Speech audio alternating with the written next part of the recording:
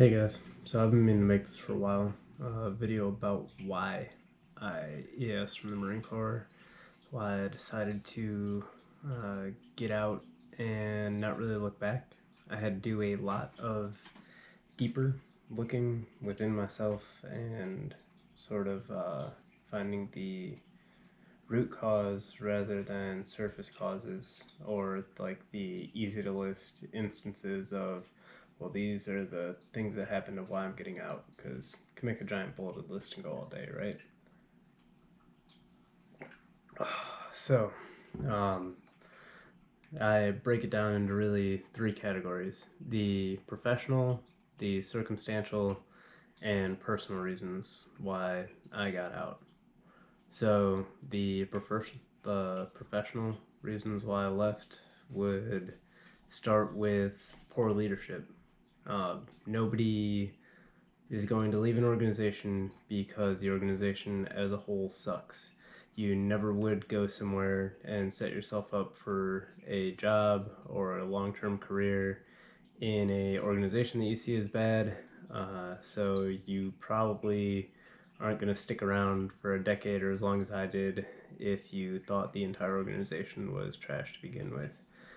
And with that being said, within the Marine Corps, there are individuals that get into positions of power that have the ability to really end individuals that are junior to them careers, or inflict some kind of suffering or just undue hardship on them without really any sort of repercussion on their end. And it can be done almost on a whim or with an impulsive decision that they decide to make. Uh, and again, this is proven a lot through the do as I say, not as I do culture sort of mindset of senior leaders. And you can see it with the punishments that get handed out. There was a case recently, maybe I'll throw it on here, about a lieutenant colonel who got caught stealing from the PX thousands of dollars worth of things, even though he makes tons of money and doesn't really have bills to worry about. Gets a slap on the wrist versus happens with a lance corporal that is living paycheck to paycheck and just trying to get by, and that guy is going to end up facing some more serious charges. Um, on that note, beyond poor leadership, you have a false meritocracy established at each type of unit. So there's a lot of senior guys that will take a lot of junior Marines' accomplishments, lump them all together, and really sort of deprive them of the ability to seek out any type of award or positive recognition just under an umbrella for them. Most recent unit, I saw this happen with some senior enlisted leaders, and it sort of, undermines my faith in the system, so to speak. And with that being said, I really lost faith in the Marine Corps' mission set, and what we are actually doing our job for, or we're doing our job for. So, I mean, you don't got to go a lot further than uh, watching the news and seeing what's going on in the world and how Marines fit into it, the potential threats and upcoming conflicts that people see within the United States as well as external, and what type of role the Marine Corps play in that. I didn't really feel like it was what I'd initially signed up for. GWAT era, you know, kid when 9/11 happened, not really looking for any kind of other stuff for me personally. And then beyond those three, the poor leadership, the false sense of meritocracy, and the loss of faith in the Marine Corps' overall mission, I really had a lot of circumstantial things happen that drove me towards getting out as well. So one of the first ones is my career potential.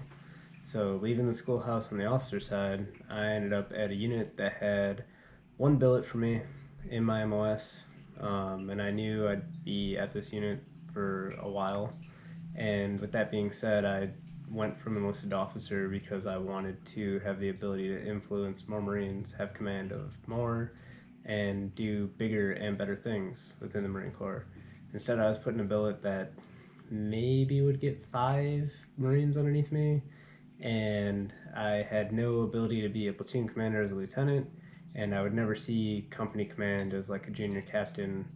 So I knew I was already going to be well behind my peers, and there was nowhere else for me to really go within the command besides this billet.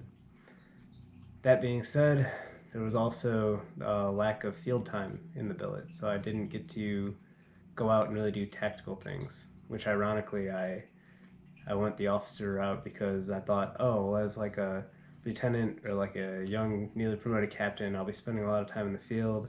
I wanted to spend as much time at a desk working, which is towards the end of my degree why I didn't go use my degree to be a PE teacher, which ironically I spent more time at a desk than I probably would have as a teacher, especially in physical education. But that being said, we'll go through my personal reasons why I got out. So, first one being family. Family always has to have some type of importance. You're part of it whether you want to be or not. So, after not being able to take leave for almost 3 years, at the point I decided to get out, it was time for some kind of break, um, just to get away from it all and be able to actually look at my family and everyone close to me and see how I fit into that instead of just my job. Uh, Beyond that, my hours and the amount of time that I worked, I I never knew how long I would need to work, how hard I'd need to work. I knew what needed to be done, and it would sometimes turn into 12, 15-hour days, 6 to 7 days a week. Getting caught with like duty in the middle of a week and never really recovering or sleeping much throughout the week to get back on track, and uh, yeah, really started to play a role in my whole mental physical health aspect of my life. When I first came out here to the unit I ended up being with, the last unit I ended up being with, I weighed about 155, 160 pounds. I was sitting right around 12 to 15% body fat, lifting heavy weights and running and all that. And I initially lost 20 pounds. So I got a little bit skinnier. Body fat percentage stayed the same. I just lost some muscle. Nothing else really changed. And then, due to my work habits and diet and really restriction to sitting at a desk, I started to go back up in weight. I ended up weighing about 180 pounds at my heaviest, and I was over 25% body fat, which is the heaviest and fattest I've ever been in my life. Um, and I started to have a lot of feelings of just anxious, like something bad was coming for me. Just these thoughts that I was stuck here, that this would be it. This was like what my life was like until my EAS date, and just trapped, just overall just stuck, just in this pit. And I knew something had to change. So when I looked at how I professionally saw things going in the Marine Corps, when I looked at the circumstances